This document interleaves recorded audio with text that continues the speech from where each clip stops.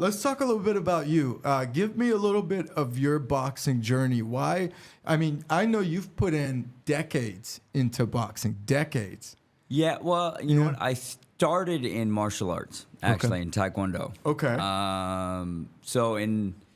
As a kid, I was born in the city, 1969, and then in 1974, there was a theater on Market Street. My mom's from Japan. She didn't really speak English that well, so we used to, see a lot of Japanese films at the theater in Japantown, a lot of samurai films. And on Market Street, went to see Enter the Dragon. So Enter the Dragon was still playing in the theater. So this is crazy. So this is how it was a long time ago. Good movie. Yeah, it's like I must have seen the movie like 200 times. Yeah, I watched it, not 200, but probably at least 10. Yeah. So after that, that's all I wanted to do was martial arts, and so we moved to San Mateo a little bit after that. And about a mile away from my school, or from my house, was a school, Mikowski's Taekwondo. And I started there when I was 5 years old. Oh, wow. So, trained there until, basically throughout my boxing career, really, I was training martial arts as well. Wow. I started boxing in my senior year of high school. I wanted to become a kickboxer, and I thought I better become a better boxer if I want to kickbox.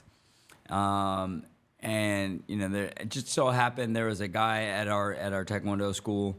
His brother was a former professional boxer, probably retired maybe 1 or 2 years previously, or prior to that, I should say. And his name is Johnny Nava. And he's from Pacifica. And fought some pretty good guys coming up as a local professional boxer, and his brother was training at the school, and I asked him to train me. Right, that's a big ask, but you asked. That's good. I asked him, so he started showing me. He started coming down, to our school, Taekwondo school, and started showing me how to box a little. And then he said, "Hey, you should come up to the gym in the city, Newman's Gym." Is it still around Newman's? No, Newman's Gym I opened up in like 1935, and it closed in 91. Oh, wow. Right. So you trained there? Yeah, I trained at Newman's, and with him. Yeah, it was in the tenderloin. Nice. Yeah. Was it always not so tender, the tenderloin, or is it worse now? It's pretty much always been like that. Always been like that. Yeah. People like make a lot of it. But it was bad then, then too. I learned quickly being a kid from the suburb that you can't leave anything in your car. I didn't, I didn't know, right? Yeah. From the suburbs. So, from San Mateo. I didn't know. I left change in the, in the ashtray, and next thing I know, the car was broken into. I'm like, can you leave stuff in the car in San Mateo nowadays, or is that also skeptical? It's not smart to. It's not smart. It's not smart to, right? Before it was never a concern, though. Yeah, it was not a concern. Growing up, we could leave the doors unlocked, right? We left the doors unlocked all day. It's fucking crazy. It's just, it's a different time. Yeah. So, people, they always say you got to adjust to the times or get left behind, right? So that's one of those things. Yeah. So, I started training at Newman's in my senior year of high school in 86. And, in 1988, I fought my first amateur boxing fight in the Golden Gloves, and I won. Wow. And then from that point on, I pretty much thought, you know what? I want to fight for a living, right? But more than anything, I want to be famous. Right. Okay. So, people know boxers. Yeah. Nobody knows kickboxers. It's true. Right. So actually, it's really interesting because if you really think about it, and we're gonna get back to that. If you think about it, kickboxing is such a high intensity, high level action type pack fight, because if you look at UFC fights, people start booing when it goes to the ground. Right. Khabib's like mauling someone or whoever else, and they're like, they want to see him stand up. Right. That's what kickboxing is, mostly, right? Why is it not as why is it not? No, I don't. You know what? Kickboxing just never was able to grab hold. Why? In Why the do you US. think? I don't know.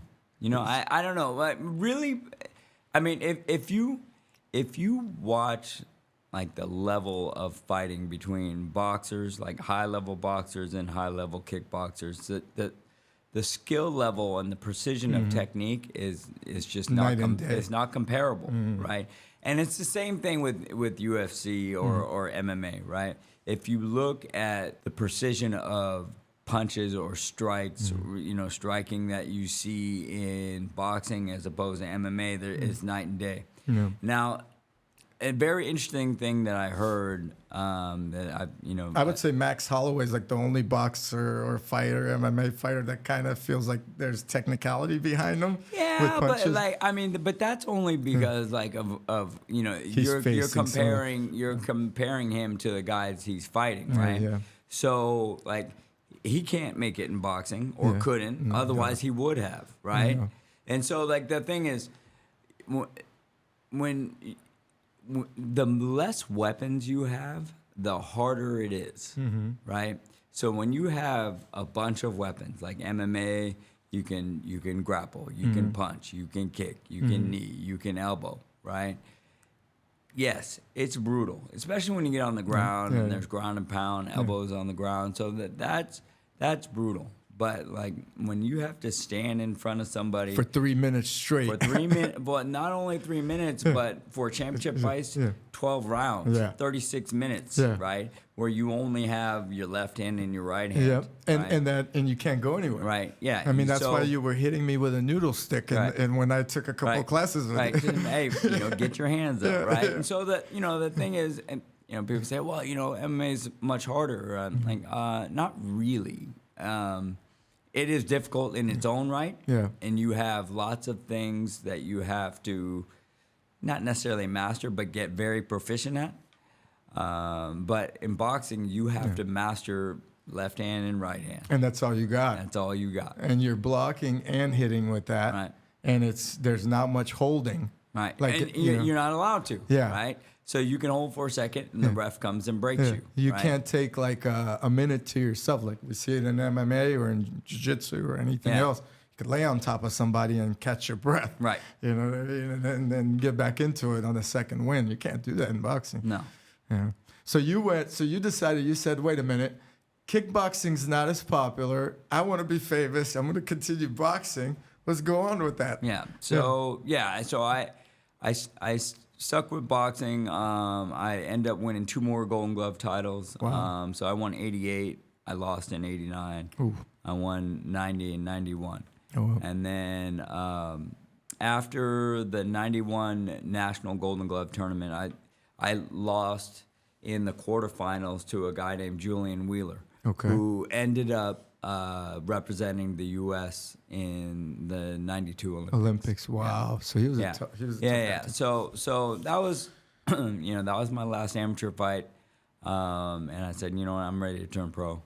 And so, I came back home from from Des Moines, Iowa, and, started, the process to turn pro. What is the process of turning pro? Like, I mean, for someone that doesn't know much, including myself, actually. Well, you know what? The funny thing is, it doesn't require, like people say, does it require a lot? Is it difficult to become a pro fighter? No, it's not. You have to be in good health. You have to take like a bunch of medical tests, like you get a MRI on your brain. You also have to have like a neurological exam with a neurologist. Ophthalmology for your exam, vision. For your vision, regular physical, EKG. Just to get it out of the way. Do you need a sponsor? So you got to get those medicals every year, right? And so every year. Yeah, you have to do it once a year. So there's a couple places. There's one down in Southern California and one in Fresno where you can do everything in one day, and it costs about $800 to $900. Oh, that's not bad. Right. So it's I mean, for some people it's a lot. Yeah. For most starving fighters it's a lot, right? Yeah. But you get like a sponsor or whatever. They But you know what? If there's a will, there's a way, right? I wasn't born with money either. But if I really wanted that, I'd go get it. You know Right, what I mean? right. No, but I understand. There's a lot of guys that dedicate so much time to boxing or any other of these sports, martial arts sports, that's like their job. It's almost like a job, and their real job is almost like a second job. Right. You know, because the Right. mind It's like- is always at the Your gym. mind is always at the gym, and you're like you're looking at the bigger picture. Yeah. Right. You know, I want Chasing a like, dream. I want to be the champ of the world. You know, want to be on, fight on TV. So you're always like looking for something else, and like your job is sort of like your side gig that is supporting your dream. I agree. There's even like